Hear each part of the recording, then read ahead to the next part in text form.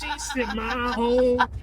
Baby, we let me explain before you start to point your cane. Low down dirty woman. Now, Mr. Biggs, before you're done. Wait, how you know my name, son? Honey, wait, I was gonna tell you. I know you from somewhere a long time ago. No, I don't think so. Yeah. Yeah. I feel I know you, brother, very well. No, you mistaken me for somebody else. Frank, Shut up. I'll touch that 5 for you. I do that 3-4 times again. I testify for you. By my T2 boost and I do all of them around. Just get to do. I'm not. Long as you out here looking for me, I got it. Touye, bete, j'étais koyo. Mais pas vin jouer nan figi. Got touye ou do. C'est où seul moi gagne sou kem kunya. Tell the truth, I look better under you. Happy Saturday, y'all. Oh Lord. I just left from the hair salon, got my hair washed. Honestly, my hair is not in good shape. I spent the summer letting this little Dominican salon wash my hair, and they fucked up my hair. Like, because they were so quick and very cheap. I should have never done that. But they fucking ate my hair the fuck up. Anyway, in the midst of all this, I'm literally working on a hairband. And I was gonna wait to talk about it, but fuck it. Like, I've been working on this for a couple months now. It's something I've wanted to do for years because I am good at concocting my own products in between, like, you know, using products and using products that we all buy or whatever. But I have like my own concoction of things that I do at home. And I just really just haven't been doing that. And I let these Dominicans just fucking fry my fucking hair. I'm really upset about it. But you know what? The comeback's gonna be real. Like, it's gonna be real. It's gonna be real. In the meantime, I'm making myself a wig. I'm going to go bleach the knots. Okay, I'm gonna go bleach the knots, pluck it a bit. I am bringing back my wigs too. A lot of y'all have been asking me about this. But it just took me a while to find somebody who made wigs the way I was making them. Because like when I was selling wigs, I was hand making them and it took too long. Like, it just took too much time for me to do that. And I can't afford that time anymore. So I have finally found someone who makes the wigs like I like them, with the density that I like. And so I think I'm almost ready. But this is a deep wave and I really, really, really love it. I love it. So I'm actually gonna bleach this, pluck it, and install it.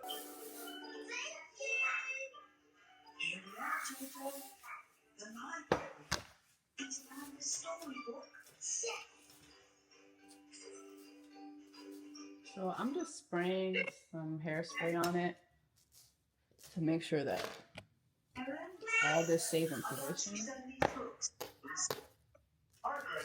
When I'm gonna go bleach this, so the hair doesn't move out of place. Thank you. Did you enjoy them? Somebody thinks there aren't enough pictures. Is that right? And what's your name?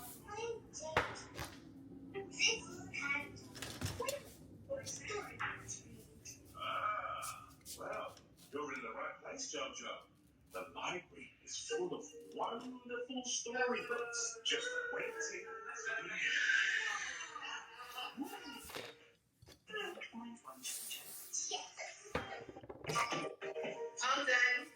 All done.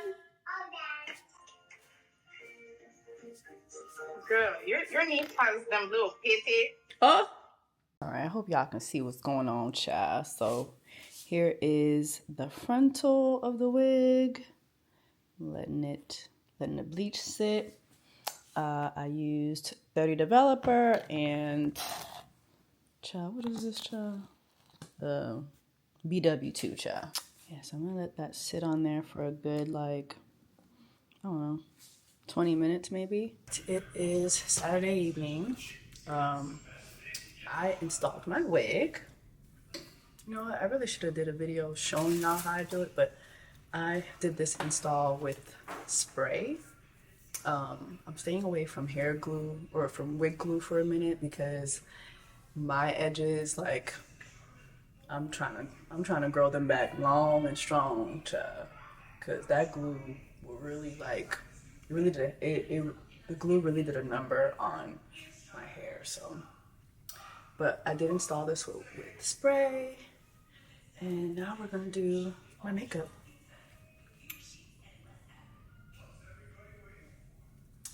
But I'm loving the install though. I think I overplucked a little bit over here. See, I overplucked, or I know I overbleached too. Oh yeah, definitely overplucked. I did a good job though. I did a good job with this. So when I start selling hair again, this will be my deep wave. This is 26 inch. Alright, child. Let's beat this face, child. Okay, so just letting you guys know that as I'm doing this makeup tutorial or just showing you guys my makeup routine, I will be listing all the products in my description box. I do have an LTK store, so if you want to visit it, you want to shop the products that I use in the video, you're welcome to. Everything will be in the description. Skip the line and sit down. But then when he skipped the line, the manager saw him and started yelling at him and demanding him to get out. Then Kelv refused and said there was a misunderstanding. Two patrons who were eating started filming the commotion from across the restaurant. Chico, don't nobody know you, bro?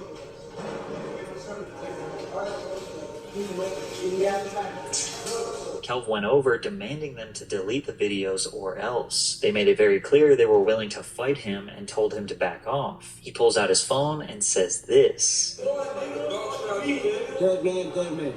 Kelv then leaves the restaurant before getting into his car, and he has two options here. Leave the restaurant and accept the fact that it's not worth it to fight two grown men who were filming you during an extremely mild misunderstanding, or go back in there and fight them to prove only please let people film you without their approval. The video then cuts to him getting beat up in the parking lot, so evidently he chose to fight, but he lost, and now his ego was shattered. So he decided to run back into the restaurant after his first beatdown and earn himself a second, much worse beatdown. I don't even know how much of these clips I can show because they're pretty brutal. Like, he's being kicked in the head and everything. He woke up the next morning and tweeted, "I know there's a video of me getting jumped. Everyone in the pizza shop literally just watched with their phones out and did nothing." Oh well. He initially received a ton of support and looked like the victim, but once the security video footage was released and Keemstar reported on the situation, everyone realized it was him who was in the wrong and instigated the entire fight. Put his set up, he went to fight, and he ripped up my shirt. My shirt got ripped. If you see, my shirt was all ripped. He grabbed me. He can't fight, I guess. I don't know what that's his problem. I don't know whose fault that is his fault.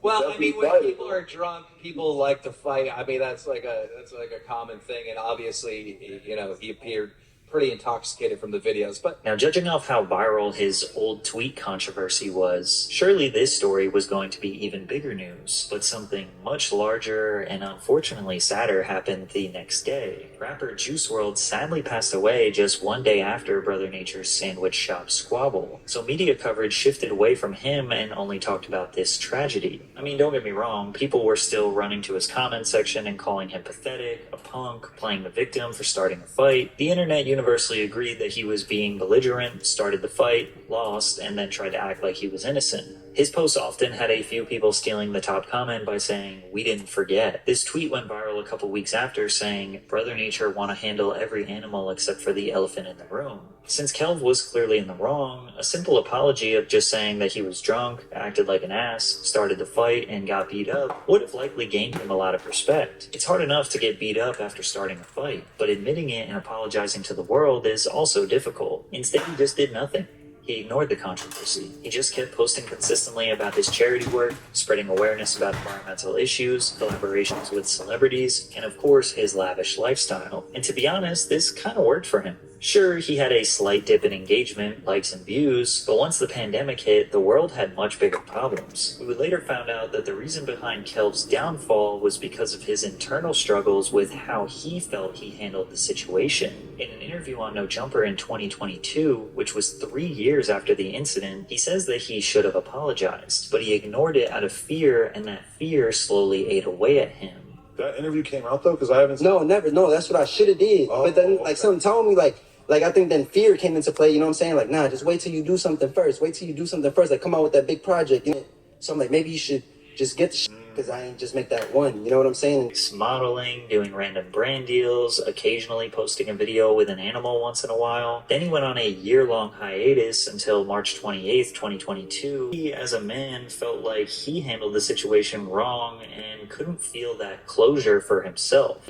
Was all of this just for money? Was it for clout? Did he genuinely have a... It's really his brand as a whole that was too middle ground, unfocused, and unclear. Like, it was easy to understand when he was just a kid showing love to his local wildlife. He could have transitioned to something like the Urban Rescue Ranch, who's run by a YouTuber named Ben. Ben runs his own farm, rescues animals, gives them silly names like his kangaroo named DaBaby or his prairie dog named Big Ounce. Ben documents their daily lives and his viewers develop relationships with the personalities of these animals. Kelv's content was always just handsome, nice guy meets wild animals. He never took a serious enough effort to become an expert in the wildlife field, because from there he could have collaborated with celebrities and educated them on the importance of wildlife conservation or something like that. His shtick just kind of...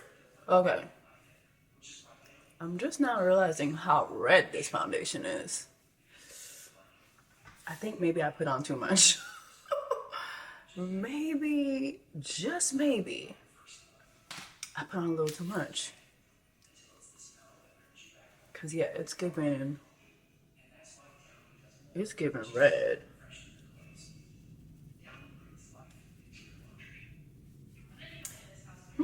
Yeah, it's giving red, girl. Woo. Let's see if we can tone that down a little bit. Take a bigger brush. But the foundation itself, though,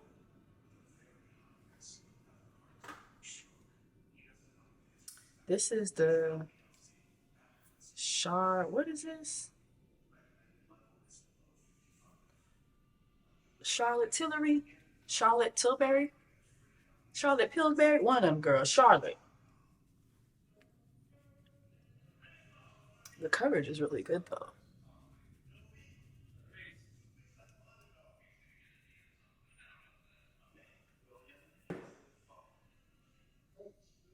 Like, I'm not mad about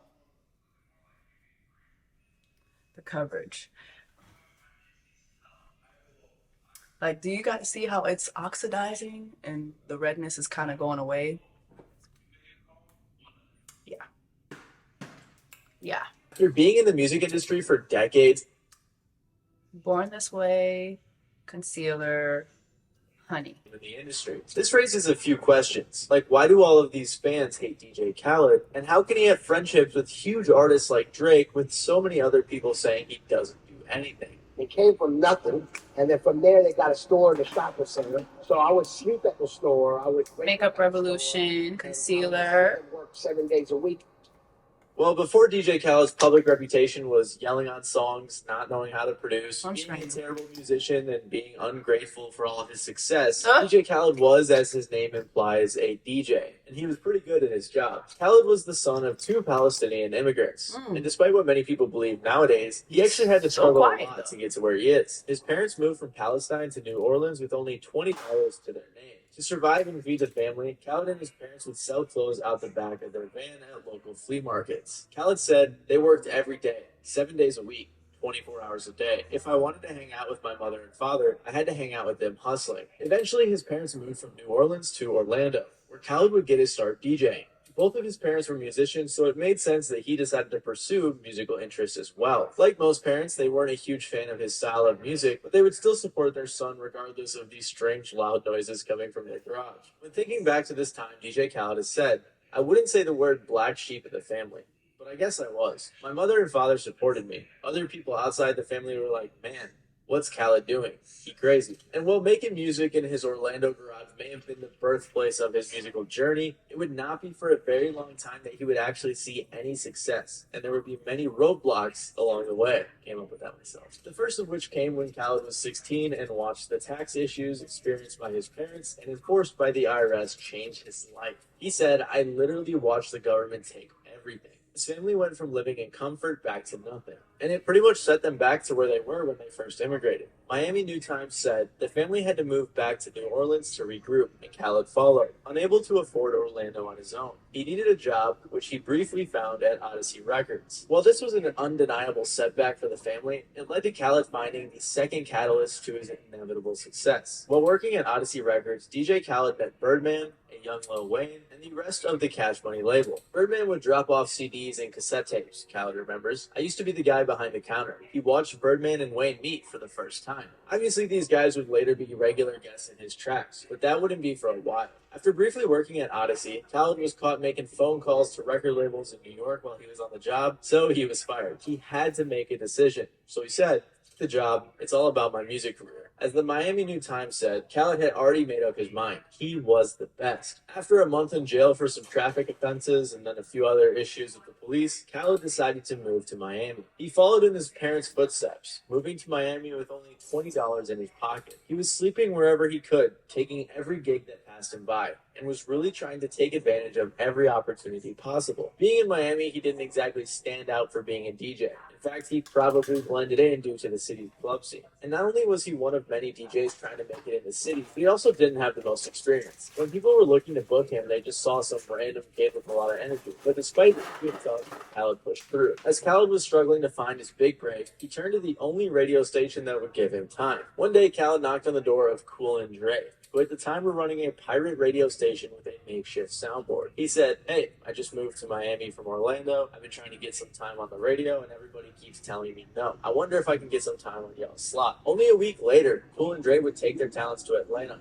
leaving behind Khaled with full control of the station. They said, when we got back to Miami in 9 months, he had already taken over the city. Not only would Khaled take over the city, but also the studio as he was forced to stay and sleep there. Khaled would wake up, DJ till sunrise, then pass out and repeat. It was this obsession with his craft that led to his early notoriety in the area. And not only did it lead to some local buzz, but also a few DJ bookings at some nightclubs. Khaled was grinding, doing everything he could to keep growing as an artist. Eventually, his persistence led to him becoming a regular DJ at a popular club in Miami. And apparently, he became so popular that there were lines out the door when he was performing. Khaled was making waves, enough to catch the attention of 99 Jams. The famous Dr. Luke, who was also a member of the 99 Jams, Uncle Luke, described baby. Khaled with this statement. It was energy. Imagine the Energizer Bunny. Now imagine that bunny is big, hairy, with a knack for spinning vinyl. How could you not want that on your team? Dr. Luke loved Khaled's energy so much that he let him co-host his show,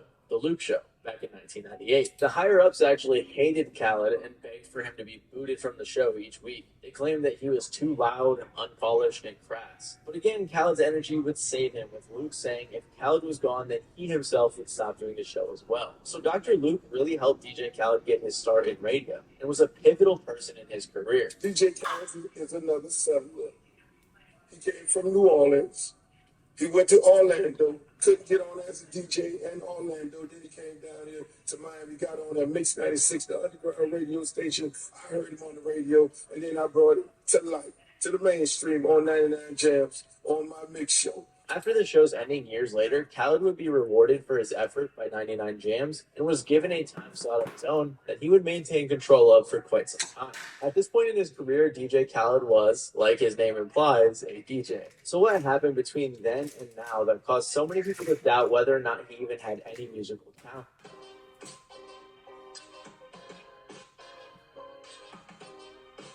We the best. We're gonna contour.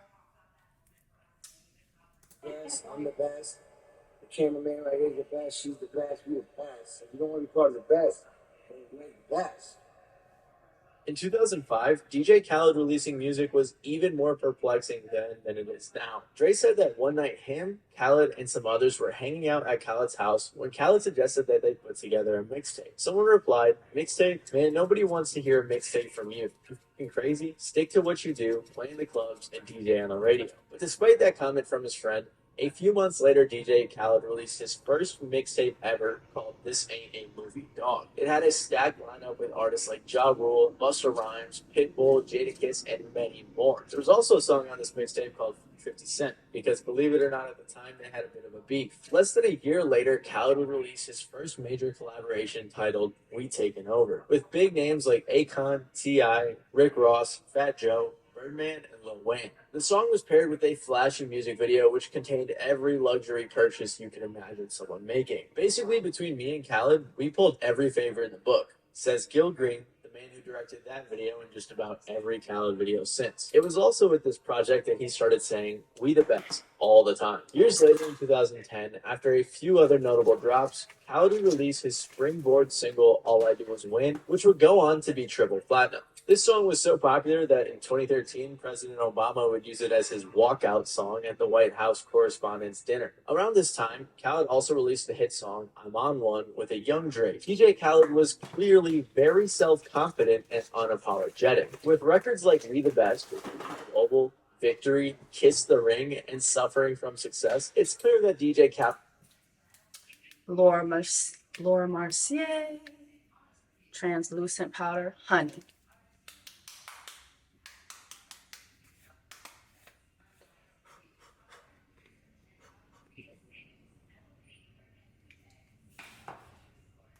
knew he was going to be big. Just like when he decided to pursue being a DJ. Without many accolades, Khaled had already made up his mind he was the best. Of course, he was collecting accolades like crazy, using his industry connections that he had obtained throughout the 90s and 2000s to work with some huge names on all of his projects. By this point, Khaled had released a handful of successful tracks and projects, and was rising to the mainstream. But in the mid-2010s, things were going to change for him big time. With the game-changing communication platform Snapchat taking over, came the beginning of a new type of celebrity, or at least a new title, influencer. Khaled was actually one of the first major accounts to gain worldwide popularity on the app, garnering around 3 to 4 million views on each of his snaps. To this day on Snapchat, DJ Khaled has 13 million subscribers. On his Snapchat stories, he would go on to create a major key series in which he gave out a plethora of cryptic advice in a way that was often humorous. I'm sure most of you guys have seen his Snapchat stories. They're super funny, and if you haven't, you're missing out. Especially the arc when he was lost at sea. It's so dark out here, we don't know where the hell we at, but the key is to make it. The key is never give up. RCMA powder, I'm actually going to use this all over my face. And I know some of y'all are probably like, girl, what is you doing? It is white powder. But to me, this is a really good way of just like setting my face.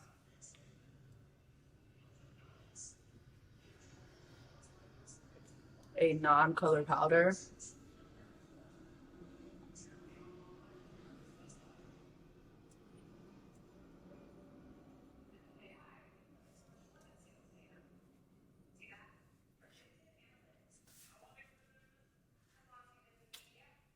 Trust me. Trust me on that. I know y'all probably never seen that, but and especially like if you're like me and your neck has, you know, your neck is darker than your face, and just go ahead and put that on your neck, child.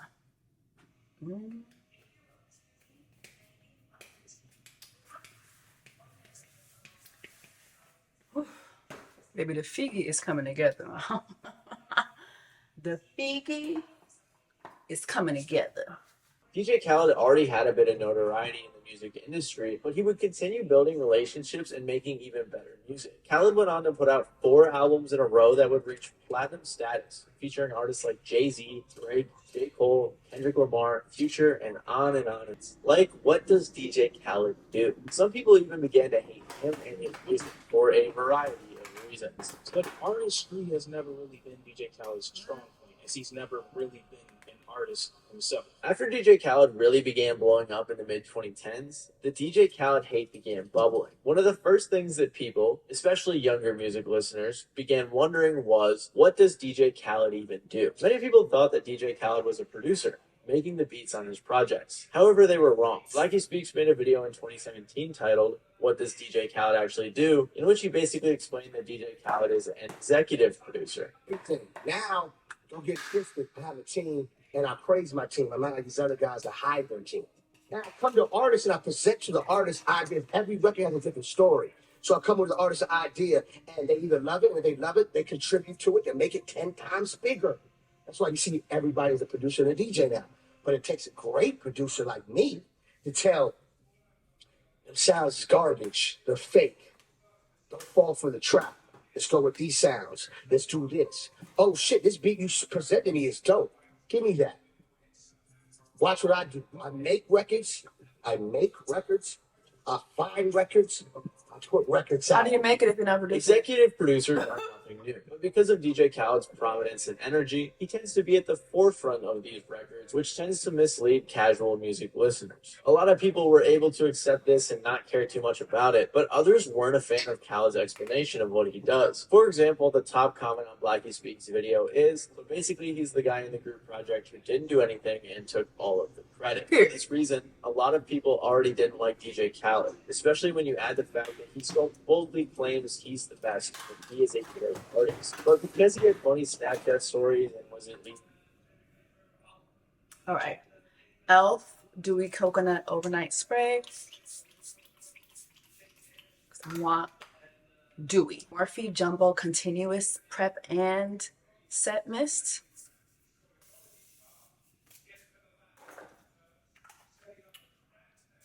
We're locking the dewy in. We're locking the dewy in. All right. Kryolan and the One Size Spray kind of give me kind of like the same effect, but I really like Kryolan. Like, this is my girl. Woo. This is my girl right here. Now, she smells like you down to the gas station, though. But when I tell you she's going to secure you, she's going to secure you. Like, sister is going to secure you. Yeah. This is what we want. This is what we want.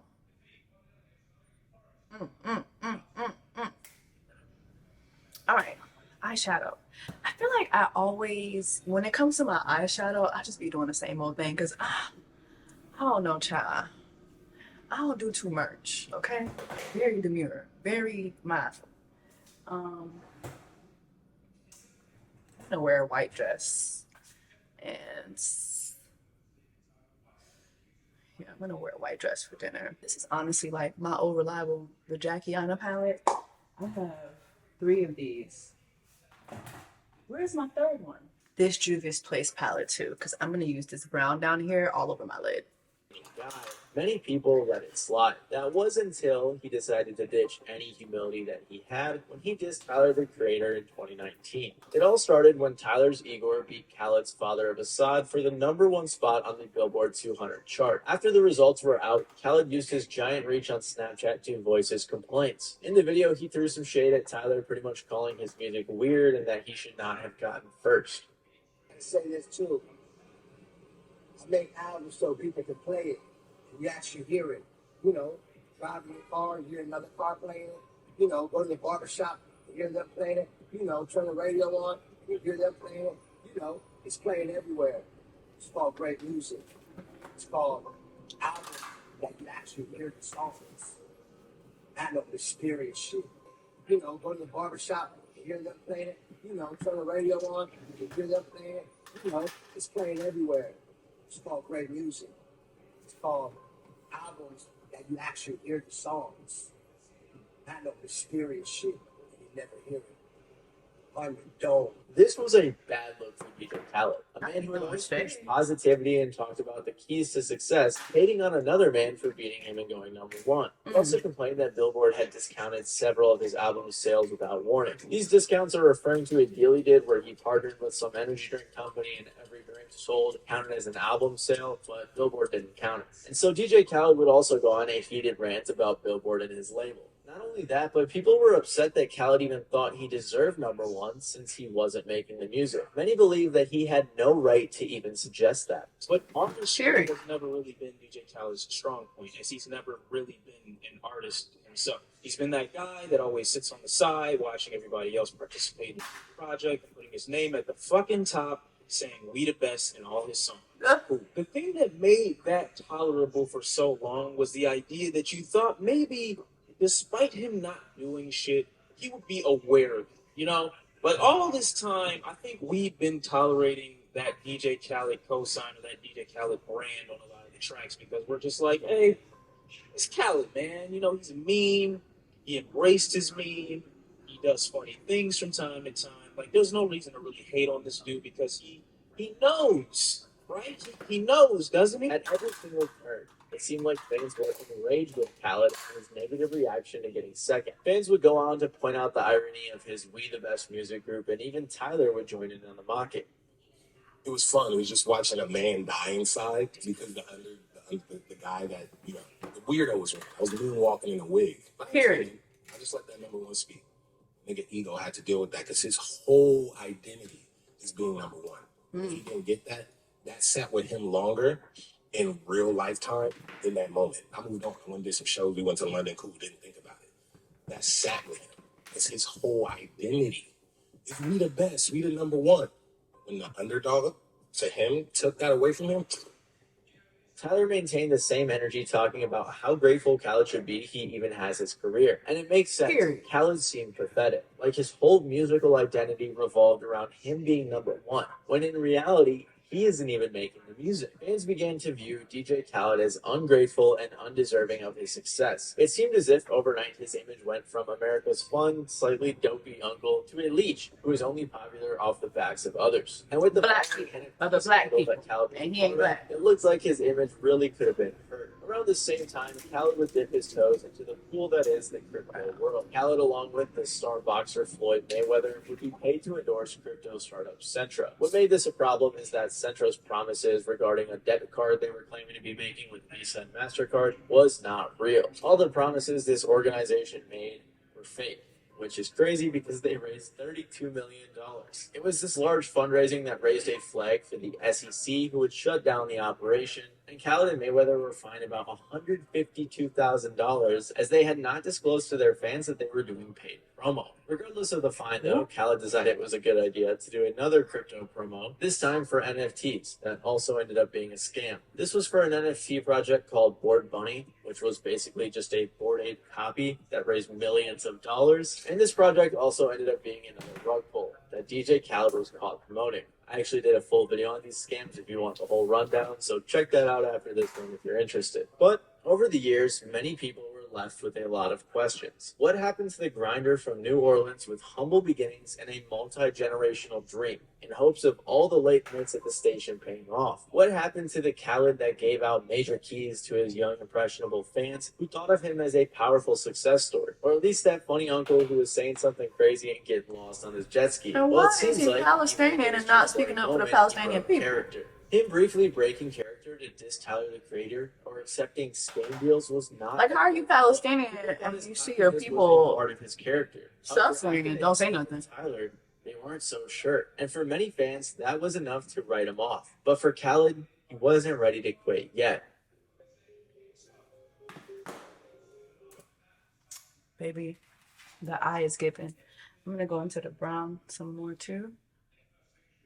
Put it over here.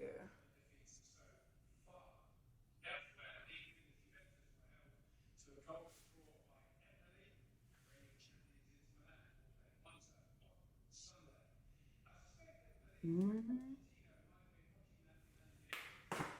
Yeah. Yeah. Yeah. Yeah. Yeah. All right. Lashes. I get my lashes from Amazon, child.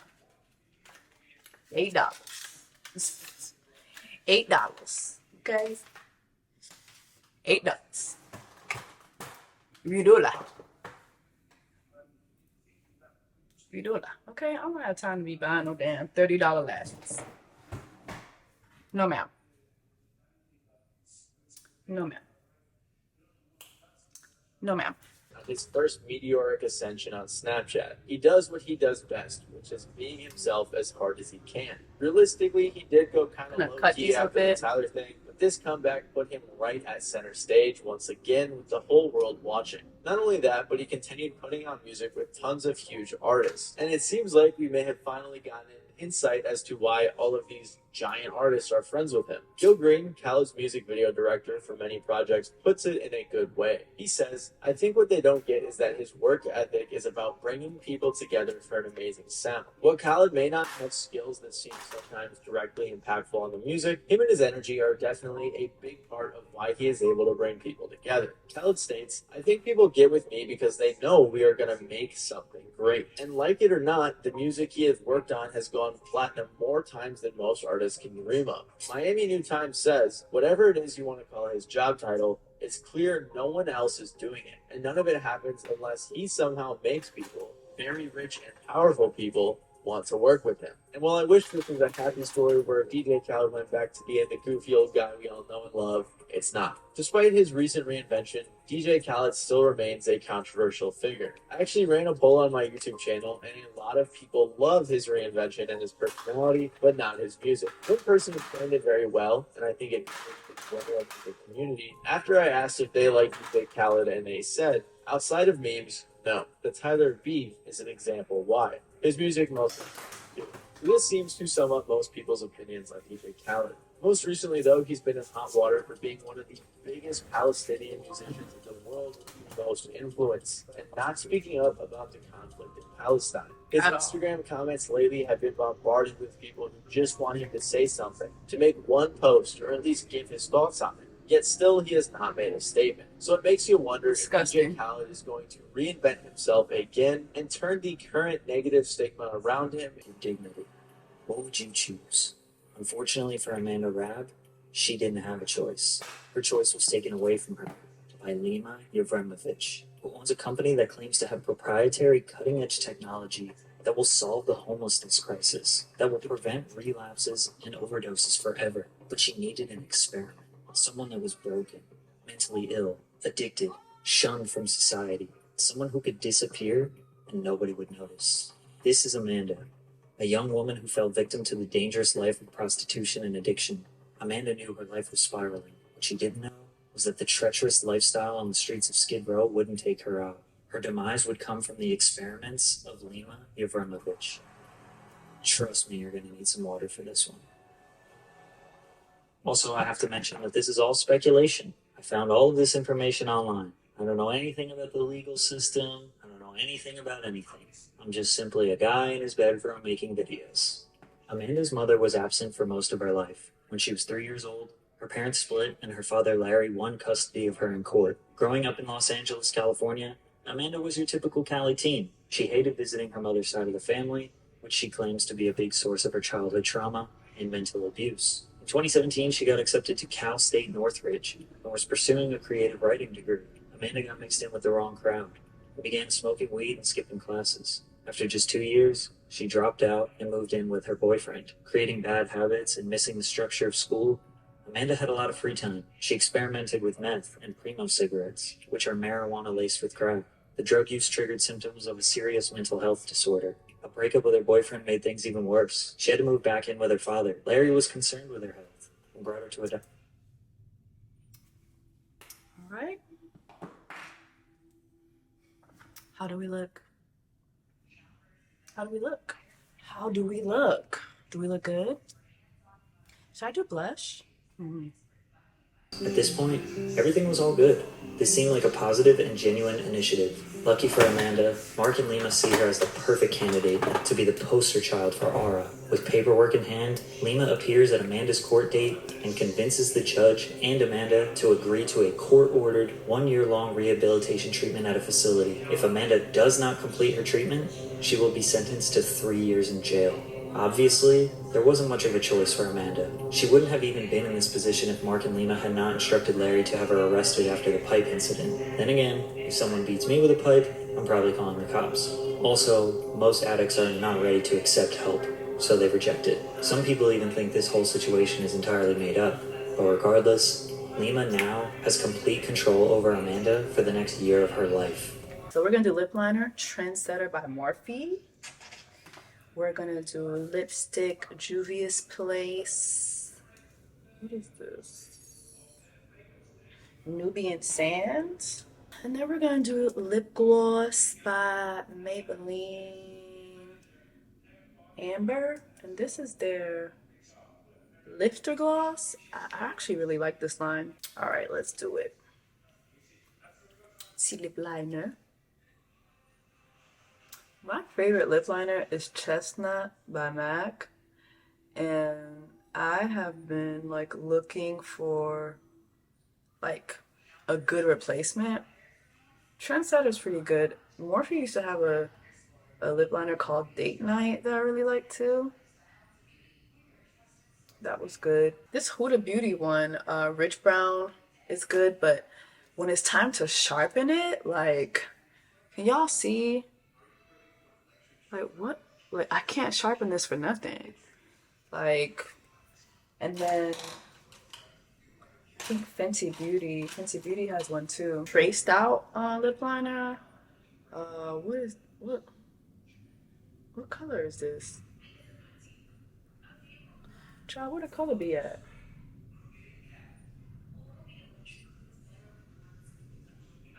I think this is Rich Brown too, if I'm not mistaken.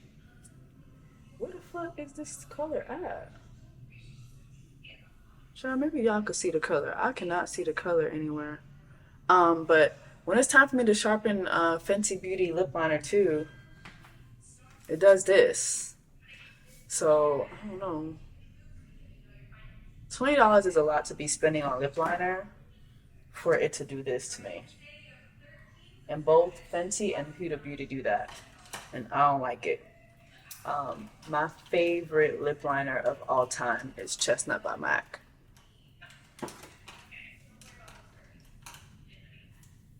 Baby, listen, I have like 3 of these. Child, it's time for me to get another one. Chestnut, okay?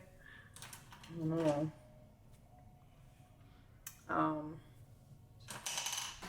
But anyway. Trendsetter, Morphe, works.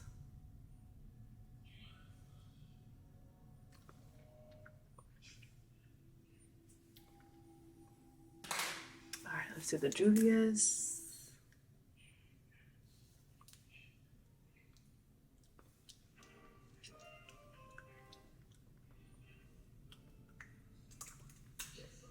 What do y'all think about this lip and this eyeshadow? Are we feeling it? I'm feeling it. Not me asking y'all, but I'm still making the decision. Yeah, I'm feeling it.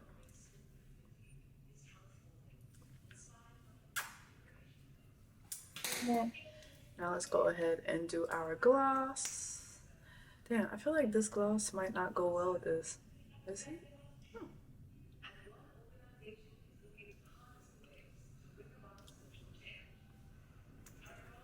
What do y'all think?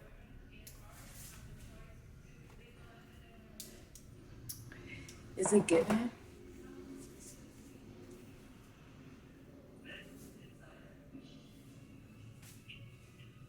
What do y'all think? Like, is it given?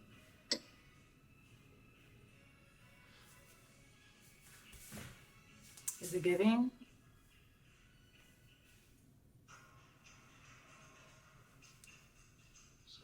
Okay, so while y'all come up with what y'all think, let me go ahead and grab my dress. All right, so my hair is done, makeup is done. I'm about to change it to my outfit for date night, but before I do that, I gotta make sure I put my skin on.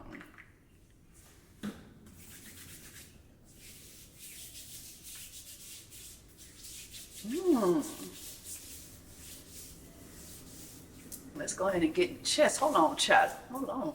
Let's go ahead and get in the chest area. The chest area. Babe, can you come help me put some oil on my back? Come on. want me to put this on my back? Yeah, I got you. Babe! Oh! Babe, that was for me! I was testing it out. I need some more. No, I need it on my back. I didn't know. Baby, I don't want you walking in the restaurant glistening. I didn't know it was gonna shimmer. Turn around. Oh my god. What the? I didn't know what was happening. Oh my. Oh yeah, this is good.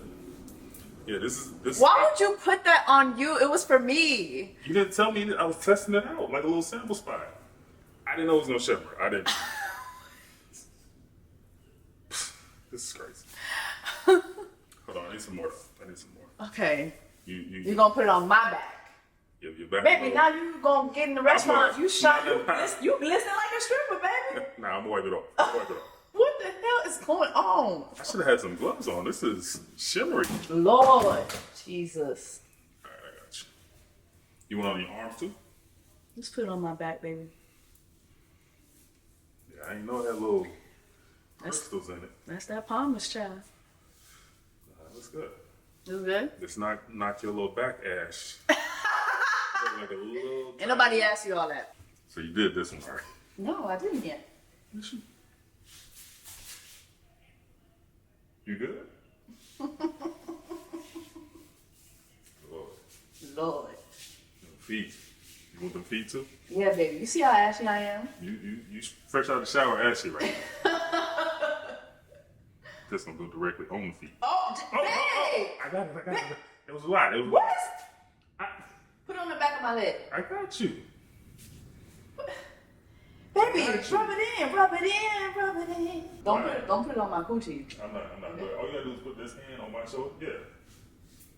You trying to balance like you in the Olympics? Lord. This is some shimmery. Like, you got your. What? Use that a little bit. They can't see me. Oh, it's below. It's above. How much of this leg are they getting?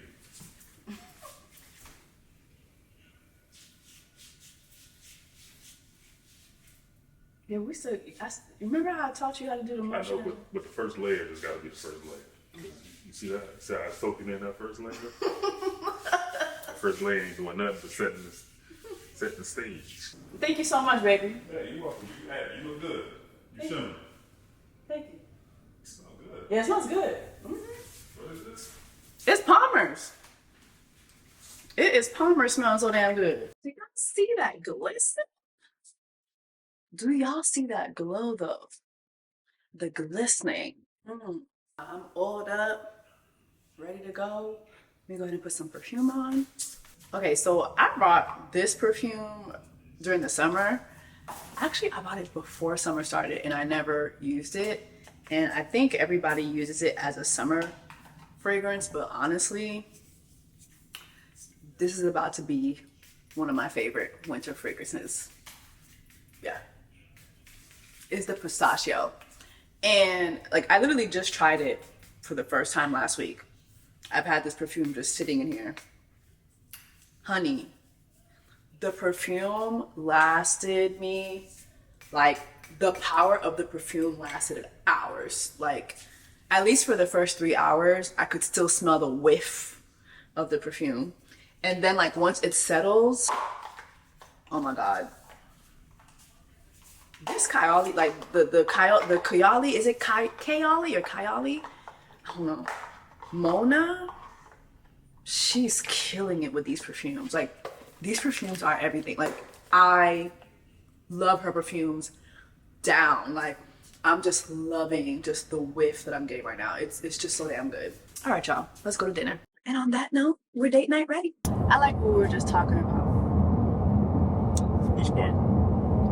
When I was talking about the girl that was on Threads that was saying, I'm paraphrasing, but she was saying that it's so hard to find black men who love black women and where do they be at and stuff like that. Like, what do they, like, where are the men who love black women and stuff like that. And I was like, man, to be honest, like, as a woman who is currently in love with a black man,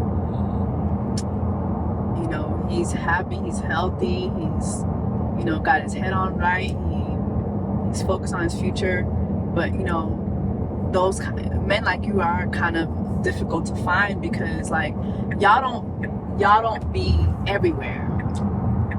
So I mean, this is the thing. I think like you be in your books, you be at work. You're a nerd. I am a nerd. I'm a happy nerd. But I mean, women like you don't be everywhere either. Like you go to your little events and then you come home. Like you're not in the club. Like I think it's all about where you're looking for your person. You know, like if you're looking for your person in the club, you can find a club type person. If you're looking for a church type person, you might find somebody that's too churchy. Like you know what I mean? I think you got to go. You got to be where the people that you're looking for are. Yes. That's not always as easy. Because as much as I do want somebody rooted in their spirituality, I don't think I wanted somebody that, I don't know if I would have wanted to find somebody at church. You know what I'm saying? Why not? No, I don't mind you building. Want a Bible thumper? I don't want a Bible thumper. I cuss a little bit. You know what I'm saying? Like us going to church on our first date was great, but not us. Hey, dog. What the hell? Okay, Lassie. That's a Trump dog right there. Okay, what the fuck going on? Them the dogs that need to get ate. Them the dogs that need to get ate. That dog get you sick. That's some bad meat over there. Anyway, but yeah, I'm just saying, like I think dating in this generation is just difficult. We got social media, we got dating apps. Yeah. We got just a whole different, it's just a whole different world. Yeah. Like, I don't know if our grandparents would have made it in this. No. You know what I mean? No. Like my granddaddy had women at the grocery store and women at the job. That's it. That's it. A few of them in church, that was always a little. But if he can survive in 3 places, he was good. Yeah. I can't imagine having way more places and then social media. Well, you know what's funny though? The thing too is, I think even with all the choices that we have today, I think it's still like, it's not real. Like, just because you're following all these girls or following all these men and vice versa, or you have TikTok, you have Instagram, I actually feel like now you have less options because it's not real. Like, most of the time when people are like dating, they're not really dating you for you. They're dating you for what they see that you're attached to.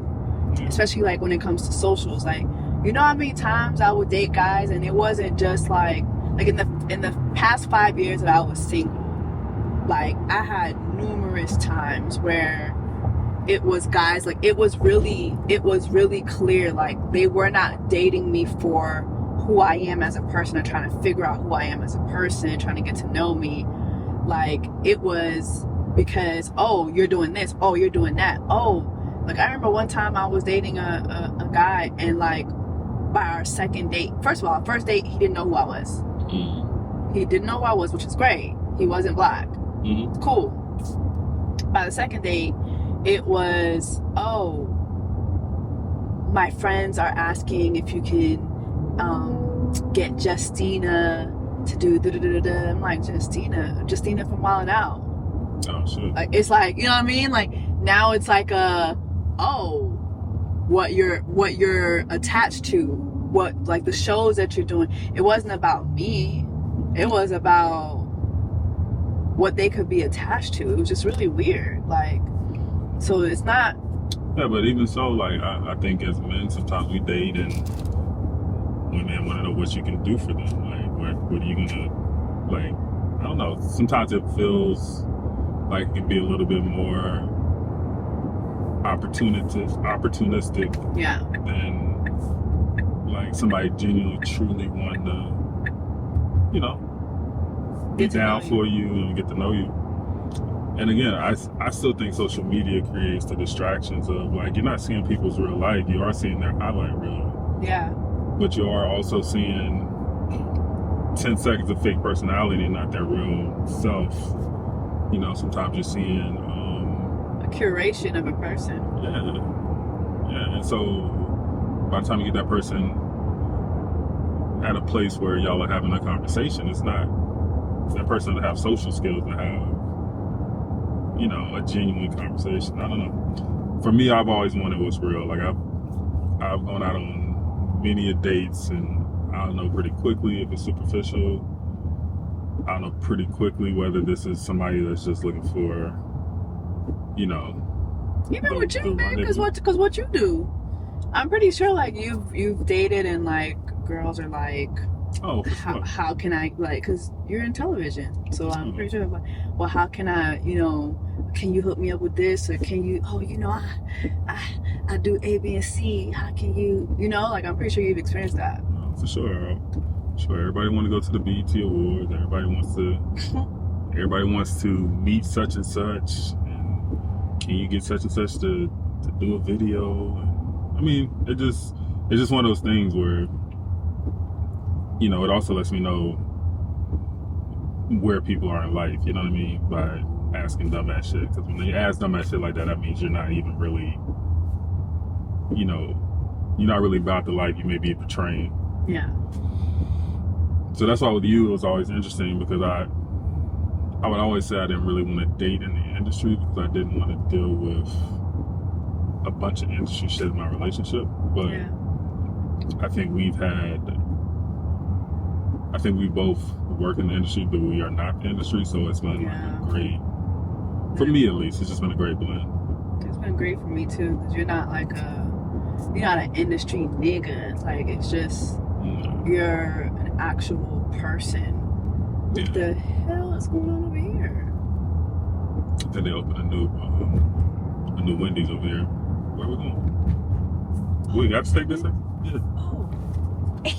My bad. Yeah, I think they opened a new Wendy's over here.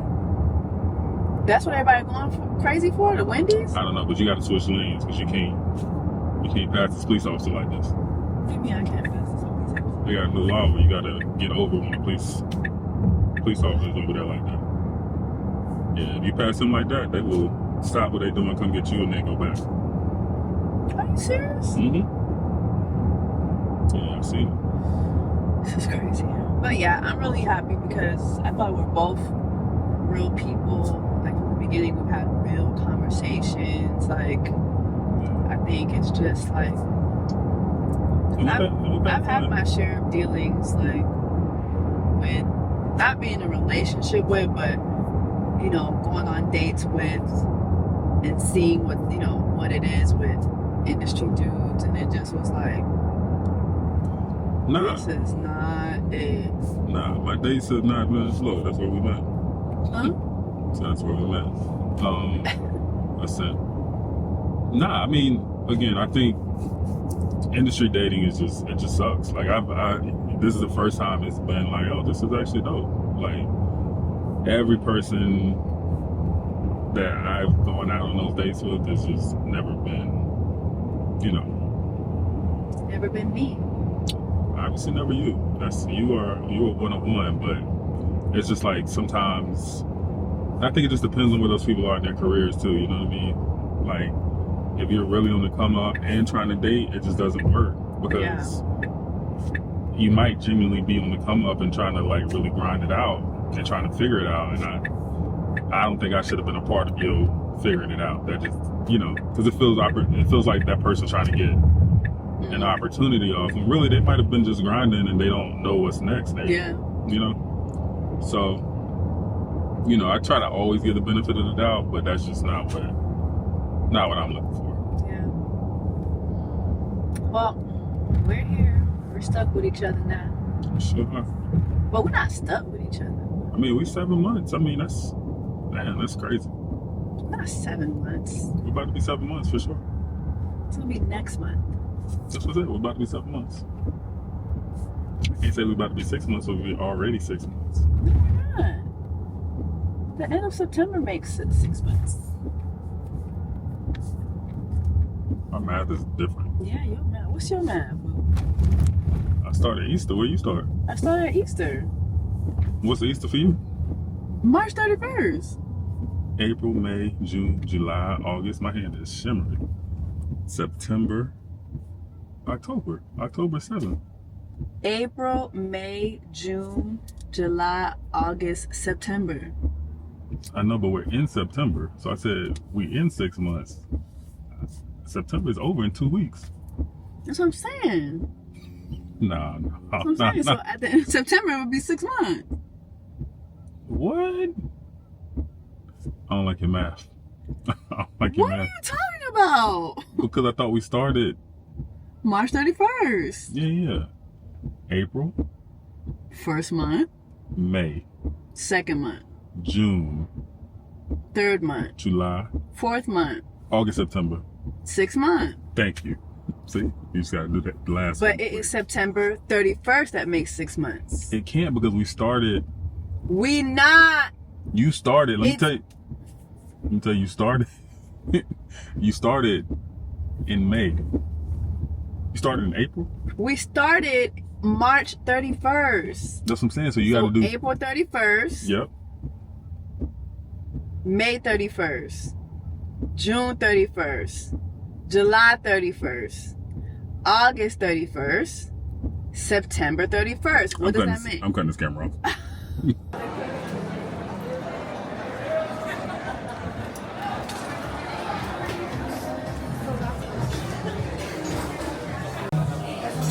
was.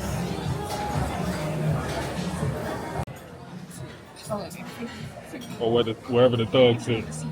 What? That was a pork chop last night. I know, but like. Thugs be having a business. Oh, maybe it was him. You guys.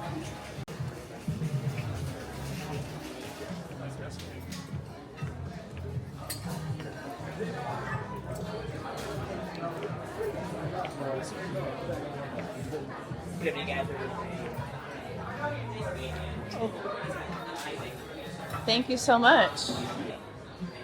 We were just here for the Deliverance screening, but we didn't actually get to eat the food, so. Yeah, it'd be good to actually.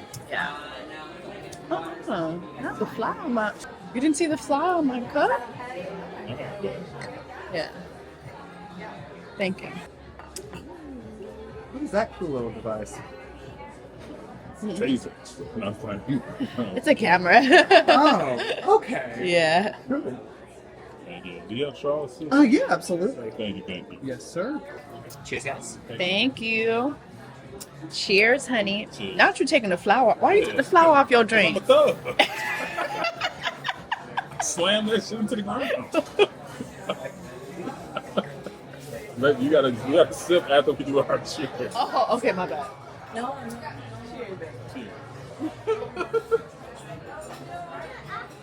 Why you took that flower out immediately? Show me how you slammed it. Like, get this flower off my drink. There ain't no alcohol in it. Wait, what? I was like, put this flower in this nigga drink and take it on. I'm screaming. Ooh, what's this? Hold on, I need. You guys need the moment? You Nope. do some balsamic vinegar in here too, or you cool with just the? Yeah, both on it. Yeah. You'll have it? Yeah, I'll get some of that. Okay.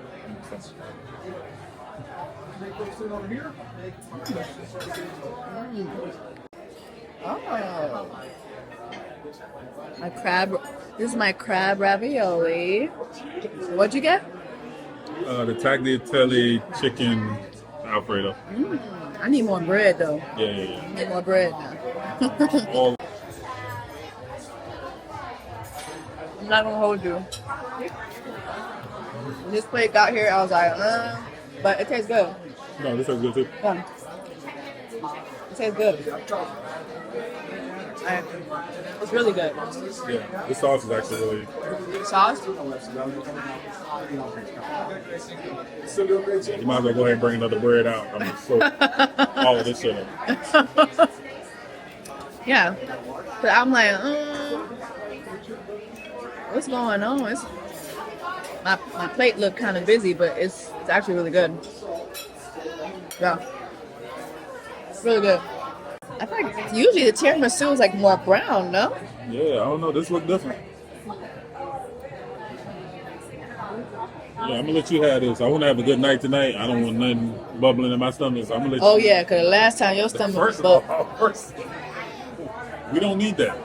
Last time your stomach was a bubbly stomach. Hate to see you coming. Get that camera on this.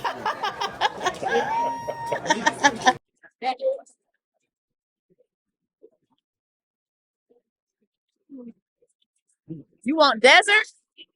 It's electric. Boogie, yoogie, yoogie.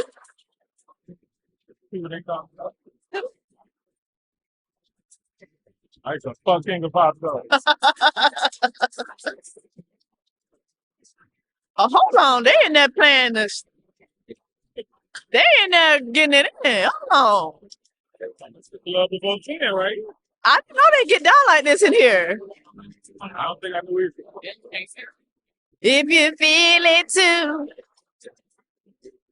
Oh, no, Oh, wait. I always seem to get around.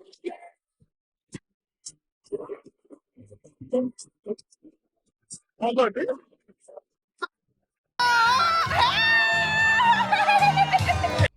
So because of YouTube copyright, obviously I can't play the sound, but this is in Colony Square, the food court. And honey, Saturday nights, I guess they get down over here. This was a time, baby. They was in here having a time last night. We will definitely be back, honey.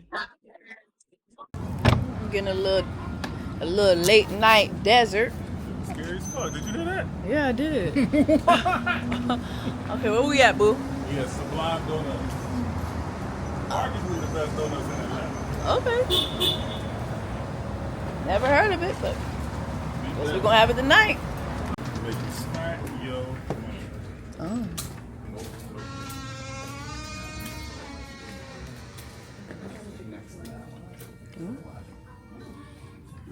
It's brandy night, huh? Yeah. I don't think playing the same song. You got me a dulce de leche? Are these fresh? Magawan figi donut you. Magawan figi donut you. I don't think about Is it he your mom?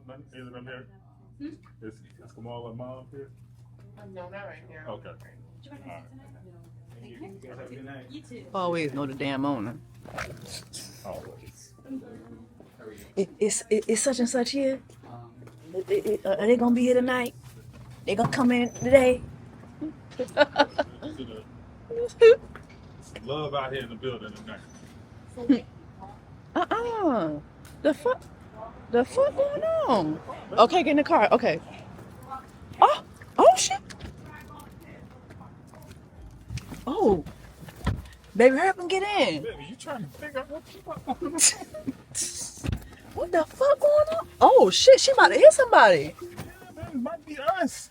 Oh my god. That's who's doing that scary ass laugh out here. Oh, it was her? Yes. See, that's why we gotta do something about the homeless. What is Mayor Andre doing about the homeless? What is Mayor Andre doing about the homeless? You talking about what going on? Look up. Get your ass in the ride. I'm trying to figure out what the fuck going on. Drag this homeless lady here because you trying to get the play-by-play. I don't know what the fuck going on. Sisters. I know this man's like, damn, I'm about to have to punch a homeless lady. Like, oh my god, could you imagine having to like fight a homeless person? Yeah, I sure would. Please watch it, Pontiac. Okay, Volkswagen. Last time you seen a Pontiac dealership? Listen, baby. Okay. Yeah, let's get to the house. Let's get to the house so we can eat these damn donuts that you got me out here late night. I need to get my titties sucked from Isley Brothers. Put it on. Suck my titties. What the hell is going on? Oh, suck my titties. What the hell is going on between the sheets in my home? Baby, we let me explain before you start to punch your cane. Girl, I'm about to. Who sung that shit? What they say? Oh, it's about to be some shit. How did I get into this? Could've never came home with this bitch. Low down dirty woman. Right. Right, was back to where you come from. But baby, wait. Wait your ass. Everything was ass. Now, Mr. Biggs, before you're done. Wait, how you know my name, son? Honey, wait, I was gonna tell you. Move this cat look real familiar. Nah, nah. Don't I know you from somewhere a long time ago? No, I don't think so. Yeah. No, what he say? I don't know. Yeah. I feel I know you, brother, very well. No. You mistaken me for somebody else. Frank, shut up. Can't you see two men that talk? Told your ass to get to walking. Now I think you better leave this place. Cause I'm about to catch a cat. Oh, we harmonize. Cause I'm about to catch a cat. No. I think I'm right. Baby, no. Cause he said, cause I'm about to No, baby, no. Your no is I'm about to catch a cat. That's what and I'm doing. I am catch a cat. Oh, I didn't know they were doing it at the same time. I only heard Mr. Okay, baby, you fucked up the moment. Damn. You fucked up the moment. You're contagious. The only moment is Ron Isley was fucking pissed. He stopped singing, shut up. Shut up. Like what? Told your ass to get the walking. But you know who wrote you know who wrote that song though. We know who wrote it. We know who wrote that song. The writer wrote his ass off. That's the thing about R. Kelly. Oh, what? No, I mean, that was like Voldemort. I thought you couldn't say his name. You say his name 3 times. Yeah, he pop out. I'm about to pee on you. Oh my God, Jay! I'm just saying the writing. I think that the thing that made R. Kelly, he ain't shit now, but I think what made him great was he wrote his songs like conversations. He did. Like, it was like a conversation. Like, the verbiage was so conversational. A relatable conversation. Relatable as fuck. Like, when nobody else writing arguments. Nah. He wrote a whole 3-person argument. Bruh. And then went on to write Trapped in the Closet. Yeah. Like, and we all was like, okay, what's going on in the closet? Yeah, he just took it too far. Trapped in the Closet exposed. Not too far, yeah. It exposed. Yeah, after part 8, it just was like, all right, bro. Like, yeah, he just opened a movie studio and come on. Become Tyler Perry. He was literally Tyler Perry before Tyler Perry was Tyler Perry. He was. All right, let's go home and eat these damn donuts, child. Oh, Lord. Oh. Thank you. Good morning. Happy Sunday. Bless the Lord, all my soul, and all that is within me. Bless his holy name. We's going to church. Hallelujah. Praise the Lord. Amen. Mm-hmm.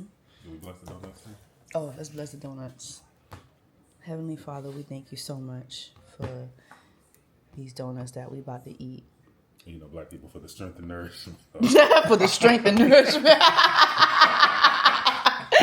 Black people will eat the most unhealthy food for the strength and nourishment of our bodies. Like, please.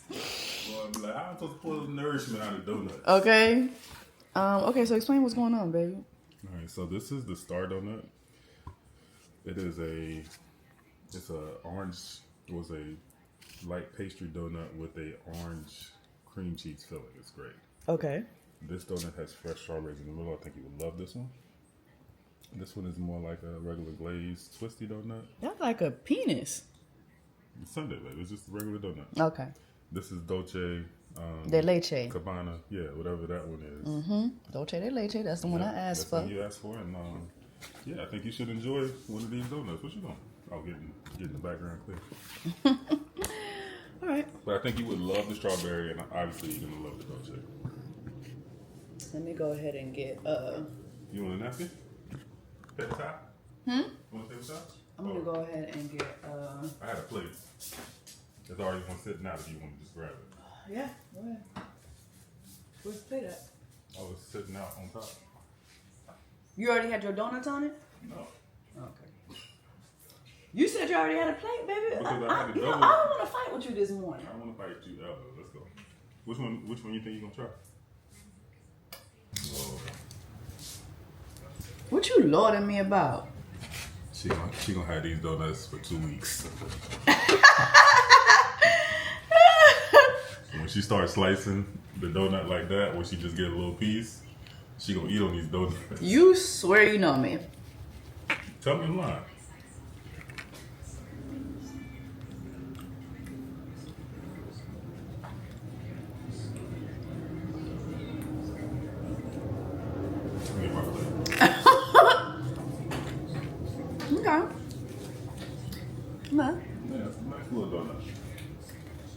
Let's see the strawberry. Mind you, we don't know how fresh these strawberries are. Oh, we do. They're fresh. Baby, you don't know that. So I know the owner. How? I know the owner. We always know the owner. They put strawberries and cream cheese inside a delectable donut. They good. Enjoy. Inside a delectable donut. Don't nobody describe their food like this man do. He does. What are those sports babies? Yeah. Oh, so now you eating your donut with a fork now? Yeah, that look very very fancy. Okay. The cream cheese donut with the strawberries cool. You want me to get you something to drink? I sure. You get to get me now. Got water. I sure would love to get you something to drink. You see the slave talk? Listen, her mind all southern. So Miss Jessie. Stop. Only slaves and crackheads call you Miss or Mister when they older than you. Miss Jessie. How to do, Miss Jessie? Would love to service you with a little donut this morning. Lord is good, ain't it? I love you to service something else. On something?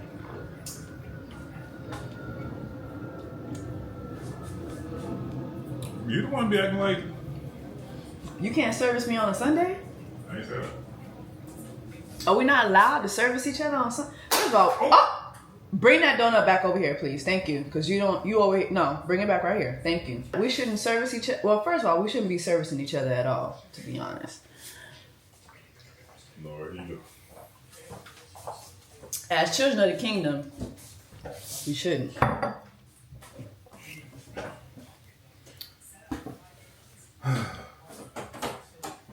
What's that deep side about, baby? I sure. You guys enjoyed your donut.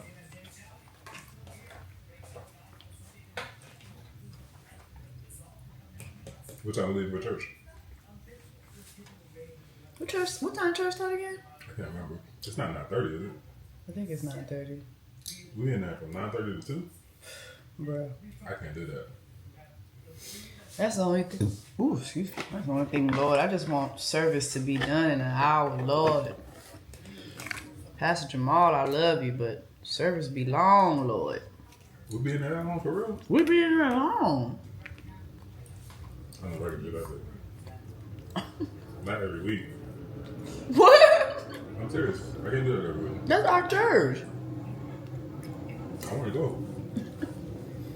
But it gotta be not first Sunday. I think that the best thing that PJ should do is add another service. Like, just add another service. Yeah. Have a 9:30, have an 11:30 service. So that's two new crowds. Mm-hmm. Or the same crowd getting twice. Not only that, but it would allow more people to attend church. Everybody can't get up. Like, honestly, like... Yeah, there are people that don't come to that church because it starts at 9:30. Yeah, it's early. But there are people who love an early service. You love early service. But you don't like being there for more than an hour. No, it can't be. Yeah. Because it takes me out of the... Because I think about what I could be doing with my time.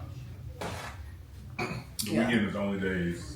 The weekends are the only days where I'm not on go to gym. Yeah. Not on the schedule. Anyway. Let's go down to the church. Demons tremble and flee. In the name of Jesus, we come before you right now, God, thanking you for the beyond. Father, thank you that we won't limit you. Father, thank you that you're going to show yourself strong on our behalf. Strong on the behalf of the women. Strong on the behalf of our children. Strong on the behalf of our men. Strong on behalf of our pastors. We thank you, God, for taking us beyond. Now, God, we lift up this service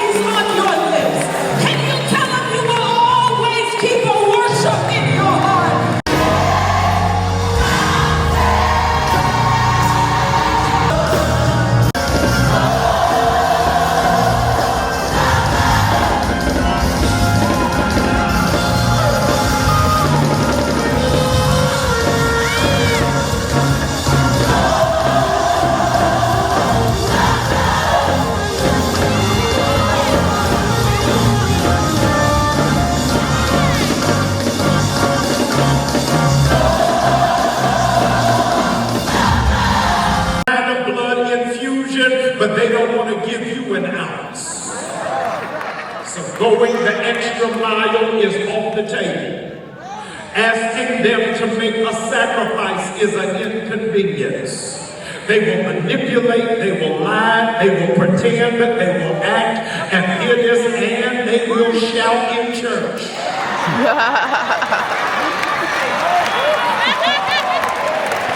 To get whatever it is that they need.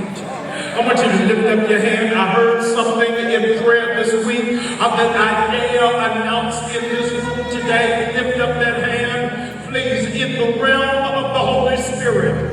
I break the arm spiritually of every taker in your life. Amen. Whatever it is they got away with taking in the past, let them have it. Because of the power of the Holy Ghost, you don't even want what they took. But I declare all things are now brand new in your life. And if you receive it, I tell you, just give God the sound of worship.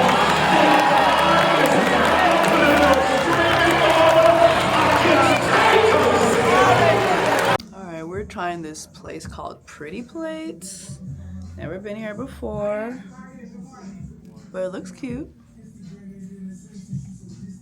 Cheers, honey. This lemonade look a little fluorescent, don't it? Okay. Yeah. What? So when you drink, drinking lemonade like this is with your people. My pee gonna be this color? It tastes good. It's good. You know, your sweet tolerance is lower than mine.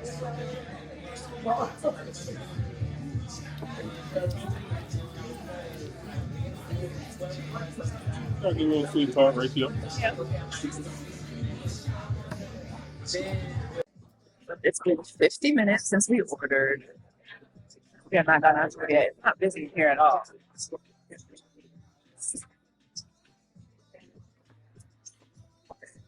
We should have just went on down. We should have just went on down to McDonald's. Nah, I don't eat that. We should have just stayed at the damn. Nah, I don't eat that either. I don't eat that either. You just had a bad brunch day. Yeah. Next time we'll better plan. Okay. Yeah. Maybe you can start eating. Yeah, I would eat. You sure? You can start eating your food. I'm perfect. It's me like telling the owner it's been over an hour since we ordered, and she was like, well, you guys ordered when everybody else was ordering too, so y'all have terrible customer service. Like, Jesus, it's really bad. I should have known. As soon as I saw that pink, the grass wall, I should have known not to come in here. The grass wall? I don't do grass wall restaurants. That grass wall right there. I thought we went to a grass wall. No, whenever I see grass walls, I don't like them. I don't like those grass wall restaurants because they don't have no customer service. Should have known. Or at least the sides look good. Yeah, I think it'll be good. I mean, the plate does look good. Yeah, but the service is horrible. Yeah. Okay, the pancake looks nice. The pancake actually looks really good. I mean, pancakes are good.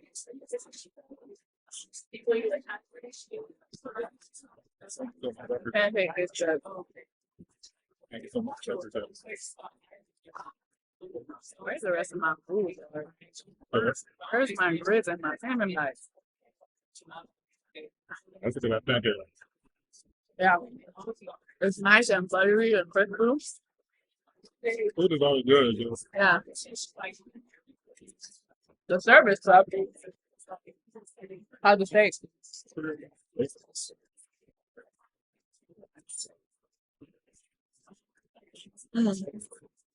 Mac and cheese is good.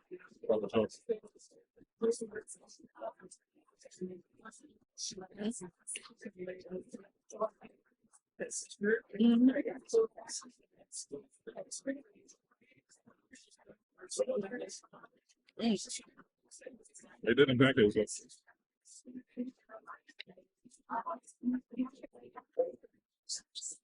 The pancake got the crispy edges. Fluffy middle. And salty. Like it's sweet and salty. Yeah, I like that.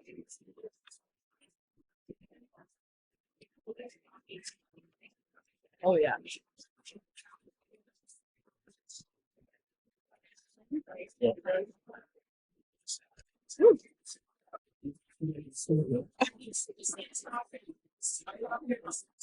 You are fighting with that steak, babe. That steak's supposed to be medium well. Like, that's crazy. So charred out here. It's so much time spent on like the presentation of it all. It's like it's cute, but for me to get my food over an hour later, this man's already halfway done with his meal. Let's see if it tastes good. The grits are bland and they don't really taste.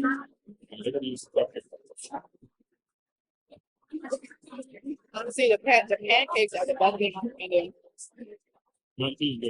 I can get the salmon. I'm like a lot of thinking over here.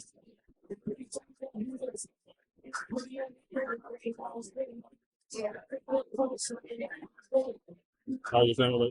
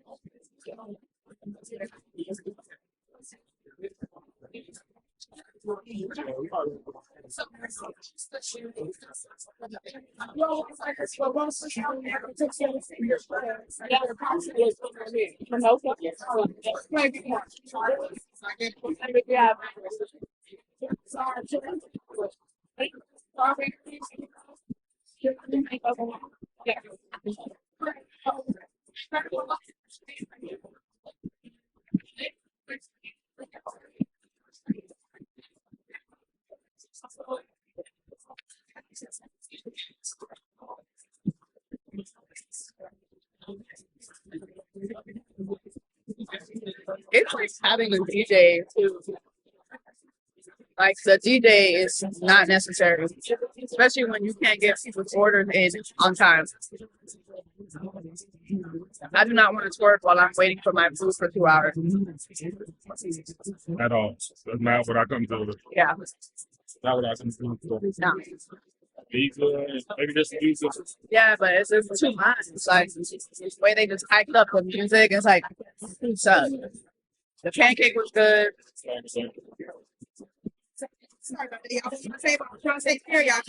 No, it's okay.